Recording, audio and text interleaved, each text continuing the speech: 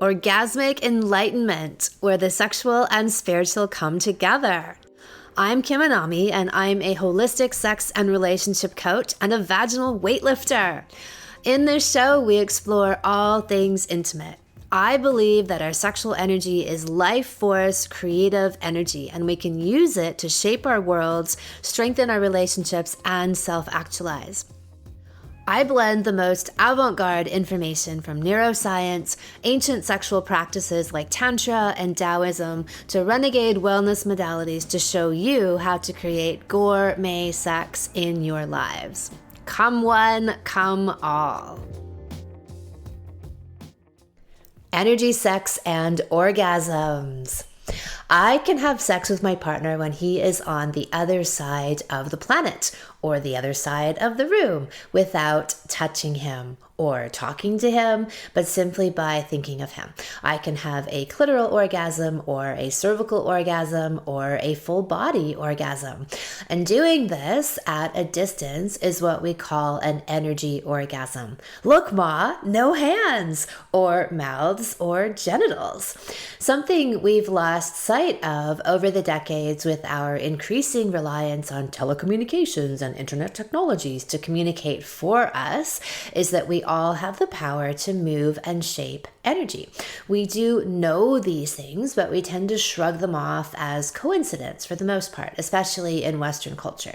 There are other places and cultures on the planet, like say Bali, where I spend a lot of time, where the local people still rely on these networks of internal communications, and they believe that the unseen realm is always talking to them. And I know people in Africa who are part of a shared spiritual path, and they don't have telephones to set up meeting times with each other. And so they do this telepathically. As a species, we have moved away from developing these things within ourselves and instead to outsourcing them to machines. Einstein talked about this phenomena of energy being able to communicate at a distance, and he called it entanglement theory or spooky action at a distance. And he called it spooky because it freaked him out. So this was the idea that particles which are connected continue to affect each other even when separated by great distance, as in one could be on Earth and the other could be on the moon, and they would still respond to each other. I spoke a few weeks back with Dr. Bruce Lipton on the podcast episode Quantum Love and Healing, and we discussed his experiments showing that thoughts are things, especially in the human body. So what we think, if our thoughts are harmonious and positive versus negative and destructive, have a direct impact on our physical chemistry. Our whole body and being rearrange themselves with every thought. Amazing stuff. And then Dr. Masaru Emoto of Japan came along and started to do his water experiments. So he looked at water particles under an electron microscope and observed the influence that different causes had on the structure of the water. So he would start with, one of his original experiments may have been using 3 glasses of spring water from the same source. And one would be labeled love, the other hate, and the other one indifference. And he would have people direct specific thoughts, each of these specific groups of thoughts and feelings at each of the glasses of water. And then afterward, he examined the molecular structure again. And he found that the love water had beautiful, harmonious, snowflake-like crystalline structures. The hate water had mutated, darker, unpleasant forms. And then interestingly, and this is a great comment on intimate relationships, the indifference water had the most ugly-looking particle formations. So there you go. Indifference kills, and thoughts are things. We have the ability to impact our environment and the beings around us with our thoughts and emotions.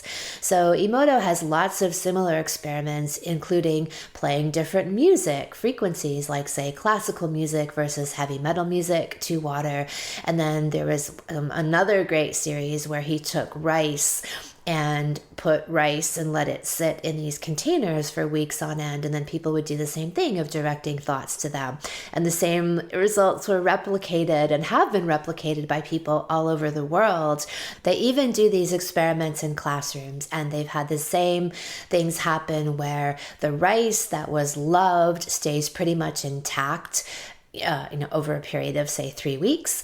The hate rice starts to get discolored, and then the indifference rice gets fully moldy. So this is the rice that gets ignored. So again, carry that over into relationships. Ignoring and indifference versus love and attention, and even hate is some kind of attention. All right, so let's apply all of this, and all of this is to say that we can consciously direct our energy. We can give it and receive it and feel it. And yes, you can fuck your partner from across the room. So what exactly is an energy orgasm or energy sex? How does it feel? Well, energy sex is the same as touch, sex, and orgasms minus the touch. Meaning I've had clitoral orgasms without touch, and I've had cervical orgasms and full body orgasms, as I said before. And I can have these on my own, just focusing on my own body and energies. And then I can have them through deliberately connecting to my partner, as in I conjure him up in my mind without him being a conscious participant. And then I can also have them through the two of us focusing on each other simultaneously. Sexual energy is a tangible energy, and through the kinds of practices and breathing techniques I show people, you start to have a greater conscious awareness of the feelings and the movements of your sexual energy in the body overall. So today we'll talk about having energy sex with your partner. What are the steps to getting there? The first step is being connected. The more connected you are, your bodies, including your internal bodies, like your emotional, mental, and soul bodies, they become more entwined. It becomes easier to tune into each other at will. So this is all about clearing the blocks between you. This is something I talk about all the time, addressing your own personal hurts and traumas as an individual, and then any unresolved issues in your relationship. There's always the work that you do on yourselves, and then the work that you do on the entity of the two of you as a couple. So the more that you have a free and clear communication, this energetic channel opens up between you, and you're much more able to tune into these tangible feelings and thoughts that pass back and forth. And I spoke last week about couples who we can observe in the Superpower Couples episode, who we can observe as being very in tune, so much so that they complete each other's thoughts and sentences. There's this beautiful merging, this harmony that goes far beyond their physical bodies. And I also speak a lot about trust and openness and surrender. And all of these things are necessary for you to have the level of unimpeded flow between you that you can easily transmit energy back and forth across countries and continents. Second thing I would recommend is having extended sex dates. So the longer you have sex for, the more you open up all of your energy channels and meridians. And this is the argument for having longer sex dates in general. You have more time to let go of all of the things that not normally just float around in your minds, the effluvia of the day and of your lives, and really sink into an undistracted state together where you can be fully present. Everything else drops away. You can stop time and space in these beautiful extended sessions. And this is why I'm so emphatic about how important they are for people. So the next step, just a small thing, have deeper orgasms. So with the deeper life-changing orgasms like cervical orgasms, anal orgasms in men and women, full body extended orgasms, you're priming your system to hit these cosmic notes. So energy sex and orgasm are tuning into neural pathways you've already opened. And now you learn how to do this at will. You already have all of these feelings and dimensions within you, and eventually you can access them without touching specific places on your body. These orgasms are already transcendent. You've already opened yourself up into this unified field. So knowing these places intimately makes it easier to get there just by putting your attention on them, minus any touch. So I can have a cervical orgasm by my partner touching my elbow, just because I tune into that energy, that openness, the same feelings of deep love and surrender, and boom, there it is. Whoop, there it is. So next important quality and step would be breathing together. One of the fastest ways to sync up your energy fields is through your breath. Lie together before making love and after, and breathe in unison. Inhale together and exhale together. Aim for a 4-count inhale and a 4-count exhale. Pretty much all of my free video series for coming together, well-fucked woman, and sexual mastery for men run you through these steps of the correct breathing sequences I talk about to help you move sexual energy in the body, because that's what your breath does. It is recirculating your sexual energy, and it's carrying it to the places it most needs to go for healing and rejuvenation. Instead of staying concentrated at the genitals, you're disseminating this energy so that your whole body becomes orgasmic rather than just certain parts. As you breathe energy up your body, you bring it to the crown chakra and beyond, helping you to extend your reach up into the netherworlds and expanding your cosmic awareness. Next thing would be eye contact. The eyes are the windows to the soul, right? So this is such an overlooked but highly challenging and powerful tool in intimate connection. You cannot hold extended eye contact with someone and not show up. And this is why people often get so uncomfortable when they do it, because they have to really show up. You are really seeing deeply into someone and them into you. So this alone can bring you to energy orgasms. Eye fucking. As you let the truth, it's like the deep penetration of eye fucking. So as you let the truth of your love and your desire for each other reflect in your eyes, you really let your guard down, you open, you allow yourself to be truly seen. This in itself is enough to bring you over the edge. And so a regular practice of holding eye contact in and out of bed helps to build your connection and your trust with each other. And practice, the practice of really opening and being seen. This is a huge, massive piece in intimate connection, right? It's just allowing yourself to be seen and witnessed and cherished.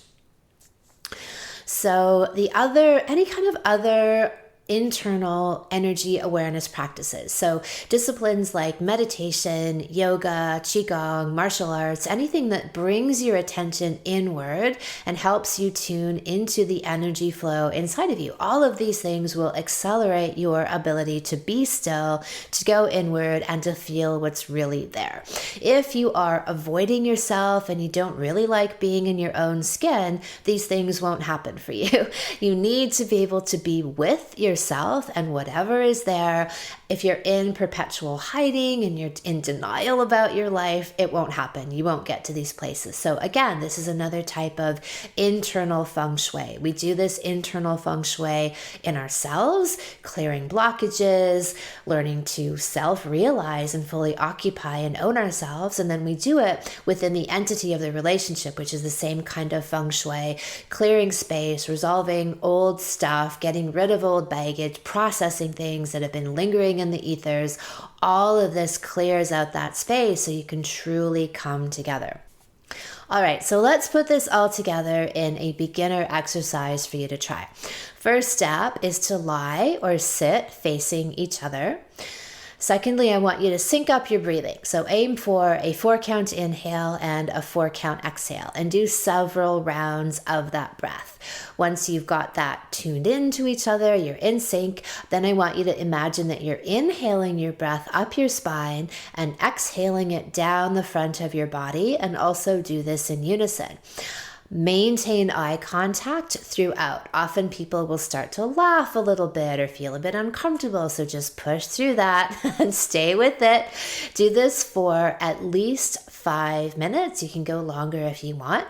And then I want you to take turns being the giver and the receiver. So one of you is going to imagine that you are touching your partner in an area of their body. It could be their genitals, it could be elsewhere, and feel into every detail of it. Conjure up their smell and their taste, the texture of their skin. Feel them underneath your hands, your fingertips, and your tongue. Don't tell them where you are focusing on. Don't look at that place. Just keep holding their eyes in your gaze, and then bring up all of these things within your imagination. As the recipient, I want you to practice being open and surrender. If you feel any sensations in your body, then place your attention there and feel into them. So do this for about 5 minutes, where one person is actively the giver, and then switch giver and receiver. And then at the end of that, share with each other how you felt. Talk about where you were directing the energy and how close were you in your perceptions of where that was happening.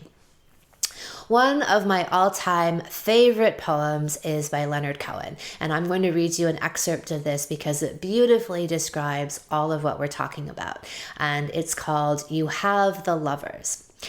In the bed, the lovers slowly and deliberately and silently perform the act of love. Their eyes are closed as tightly as if heavy coins of flesh lay on them. Their lips are bruised with new and old bruises. Her hair and his beard are hopelessly tangled. When he puts his mouth against her shoulder, she is uncertain whether her shoulder has given or received the kiss. All her flesh is like a mouth. He carries his fingers along her waist and feels his own waist caressed. She holds him closer and his own arms tighten around her. She kisses the hand beside her mouth. It is his hand or her hand. It hardly matters. There are so many more kisses. The more you practice all of these things, the more you'll find that your intimate communication deepens all around. You'll have a growing intuitive awareness of your partner's needs, both emotionally and sexually. You might find that you're standing in the kitchen cutting vegetables and you feel a flutter in your clitoris, and then you turn around and you see your partner staring intensely at you. Or you get a spontaneous erection and then you look over to see that your lover has texted you a photo for your eyes only. In the Coming Together for Couples Salon, I go into many more advanced techniques for energy sex, as well as my instructions for achieving all the different kinds of orgasms, from cervical in women to learning to orgasm without ejaculation in men. Plus, we do a deep dive into relationship feng shui, all the space clearing I spoke about in the beginning to allow your energy to flow cleanly and orgasmically. Coming Together is now open for registration. You can sign up on my website at kimanami.com and then look for salons and then Coming Together. Are you coming? Thank you so much for listening. If you haven't already, subscribe and also leave a review. And send someone else the gift of a healthy libido and an off-the-charts love life by sharing this episode with them. We'll be back next week, and in the meantime, many happy orgasms.